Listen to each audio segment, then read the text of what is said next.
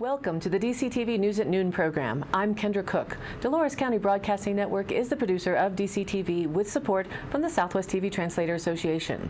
If you have a news topic or event that you would like to see covered here, give us a call. The studio number is 970-677-4119. Today's show runs Monday at noon and is uploaded to our YouTube channel and our DCTV News at Noon Facebook page to watch on demand. Today is May 13th, 2019, and now the News at Noon.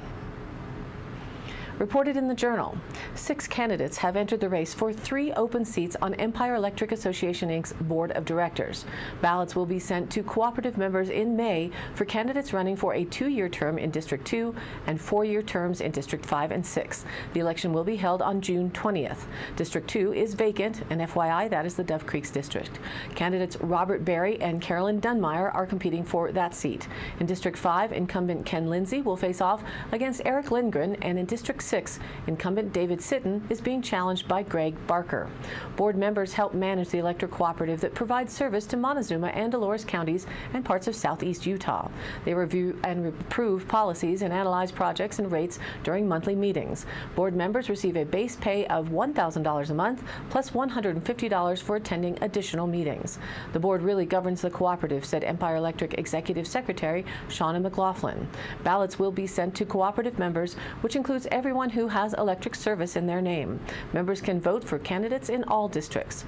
Mailed-in ballots must arrive by June 14th, or they can be hand-delivered to the annual meeting at Empire's main office, which is 801 North Broadway, on June 20th between 4:30 p.m. and 5:30 p.m.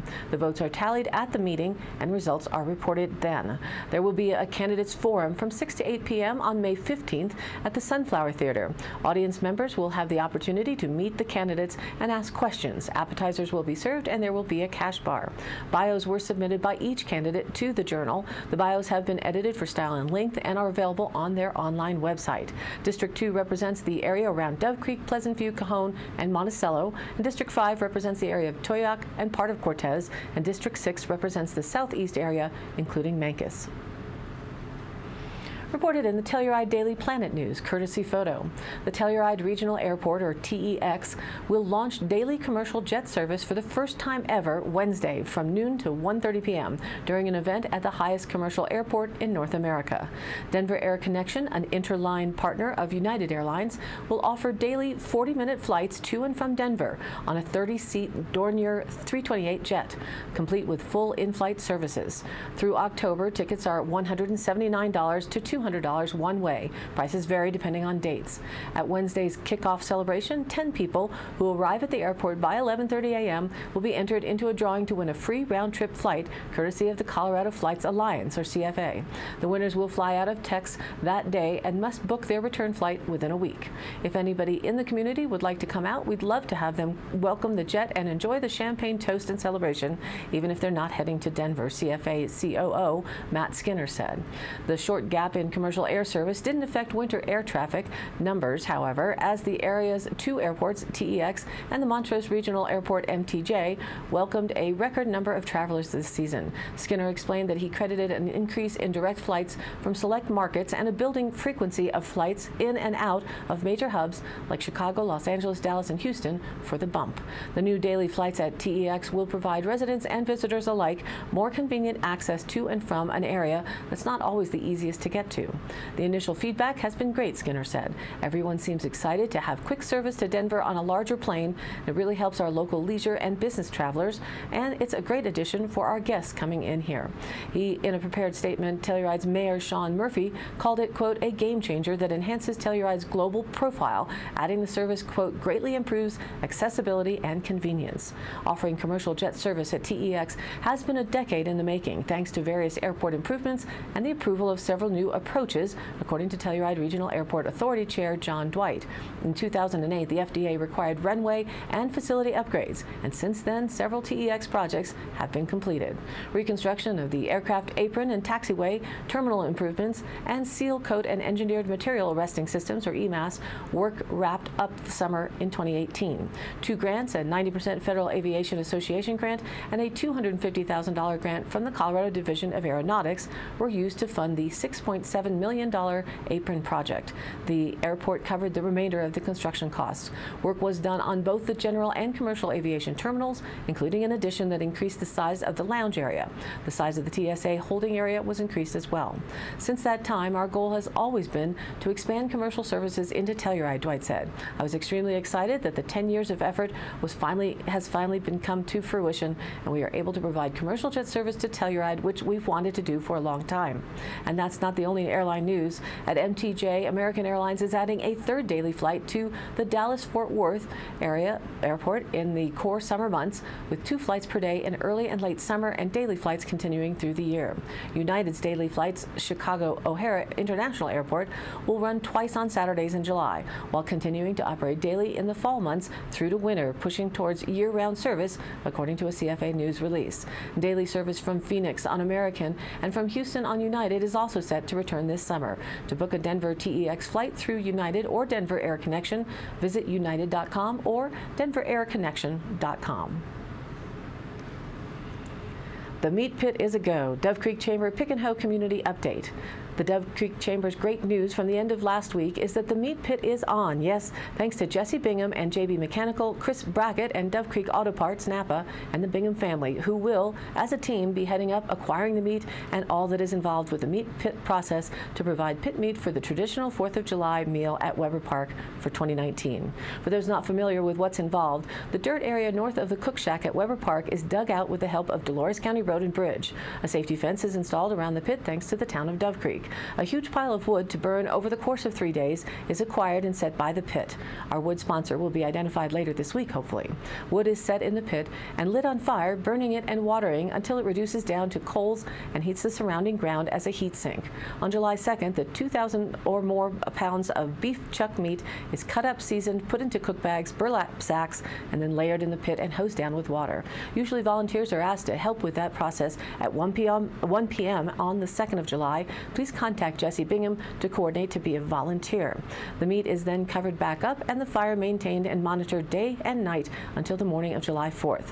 The final stage is digging out the meat in the bags, hefting them up out of the pit and into the cook shack, where the product is transferred into holding containers, ready to be assembled with the other plate items and served to the public starting around 11:30 a.m. The money raised from the sales of the barbecue food plates is then banked to be used towards the following year's barbecue costs. We'll continue to look for pick and hoe donations to pay for all of the expenses involved in this 64th annual Dove Creek tradition. But we are one step closer to a successful celebration by having Jesse Bingham and JB Mechanical Plumbing and Heating, Chris Brackett and the Dove Creek Auto Parts Napa, and the Bingham family help by bringing it together for the Pick and Hoe Meat Pit 2019. Thank you so very much. And now let's take a look at the weather.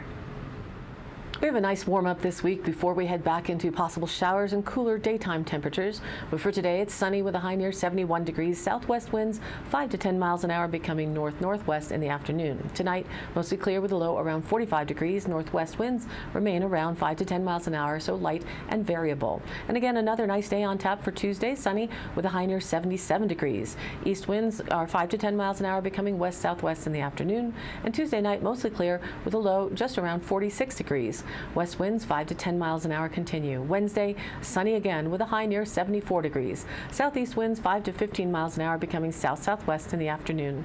And Wednesday night, partly cloudy with a low around 50 degrees. I guess we don't have to fire up the fireplace that night. Thursday, mostly sunny with a high near 72 degrees, breezy. Thursday night, mostly cloudy with a low around 43. And again, still, those spring breezes continue, and then cooler on Friday. Expect a slight chance of showers coming into the forecast, possibly with afternoon thunderstorms. Partly sunny with a high near 58 degrees. Then Friday night, mostly cloudy with a low down to 37. And right now, Saturday's remaining cooler than midweek, partly sunny with a high near 58 degrees. Saturday night, partly cloudy and a low to 38. And now, back to the news. Reported in the Journal, file photo. Montezuma Land Conservancy members and supporters ushered in a new education center at the organization's own Fozzie's Farm during an open house last Thursday afternoon. Fozzie's Farm is a farm education center on 83 acres of land in Lewis. Owned by the Conservancy, the farm is dedicated to connecting young people to the outdoors through hands-on agricultural learning programs. Previously, all the farm's programming was conducted in tents. The new building will help expand the nonprofit's offerings, said Jay Losarch, the Outreach and Education Coordinator for the Conservancy. We want to share this place with the community, Loschert said. The farm was donated to the Montezuma Land Conservancy in 2016. Educational programs began on the farm the next year, and since then, programs brought in more than 700 youth and 200 adults, according to the organization's website. Part of the Conservancy's mission is to reconnect kids with the outdoors and agriculture, Loschert said. Kids today are more connected to electronic devices, he said. The farm serves as a physical space where school groups can pass through and learn about regenerative agriculture through hands-on experiences. They might help with a conservation project, move gated pipe, or install irrigation. The land provides a tool for kids to engage, he said. Construction of the new education center wrapped up about a month ago, although some of the paneling must be finished. An area downstairs can hold about 60 to 65 people, said Loschert, who also serves as the farm manager, and he will live upstairs. Now that the building is up, organizers are planning on putting in some observation beehives that will allow students to glimpse inside a hive, he said, along with some pollinator gardens. From the Journal, Jim Mimiaga photos. A long-abandoned gas station on the east side of Cortez has been transformed into Don Vic's Mexican grocery store. Owner Victor Nunez purchased the building and remodeled it into a brightly colored market with aisles of traditional Mexican foods, including an impressive selection of dried chilies and spices. Quote, "I like the location. I've always wanted to open a grocery store in town to offer something different," said Nunez, who also owns the popular Benny's Diner in downtown Cortez. A takeout counter at the grocery serves up freshly made burritos, tamales, tacos, chili dishes, menudo, and pozole. Seasoned meat cuts, chorizo, and carne ranchera are ready to take home and throw on the grill or stove for a tasty meal. And the store makes its own tortillas using local bluebird flour from Cortez Milling. A specialized oven produces 30 dozen per day. Quote, "Our tamales and tortillas are very popular, full of flavor," said Chef Rafael Soria, one of 5 employees. Piñatas hanging from the ceiling and traditional Mexican music provides a festive atmosphere for shoppers. Specialty beans, salsa, and mole line the shelves, along with traditional Mexican drinks, snacks, candies, and desserts. The authentic ingredients will certainly thrill Latin American food connoisseurs and take the average cook's next homemade Mexican meal to the next level. It has been going well. This community has been so supportive, and we really appreciate it, Nunez said. Don Vic's Mexican Grocery is at 2501 East Main Street in Cortez. It's open from 9 a.m. to 6 p.m. Monday through Saturday, and the phone number is 970-564-3159.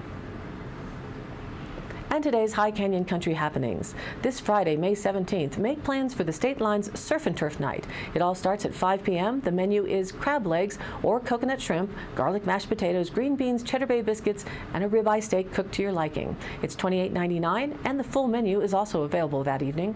They will have their free shuttle if you want to ride.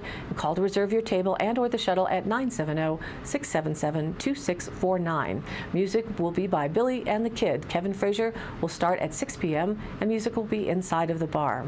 May 18th will be the inaugural First Responders Golf Tournament.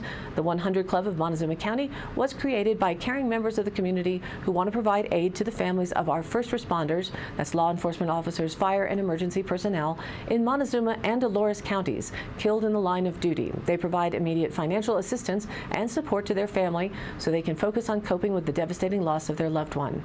Go online to 100clubofmontezumacounty.com for team sign-up sheets and sponsorship opportunities. The event starts at 12 p.m. at the Conquistador Golf Course in Cortez. And Mancos is kicking off their Grand Summer Nights program in downtown Mancos on May 18th from 4 to 8 p.m. with music and fun in the Creative District.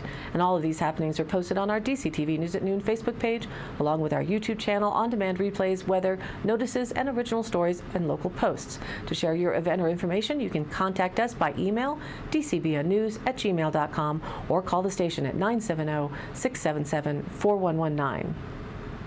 Thank you for tuning in. News at Noon airs at noon Monday through Thursday and then is available on demand online on our YouTube channel and our DCTV News at Noon Facebook page. Please like us there on Facebook and share it with a friend. This has been a production of DCTV for the News at Noon program out of Dove Creek, Colorado, USA. I'm Kendra Cook. Thank you for watching.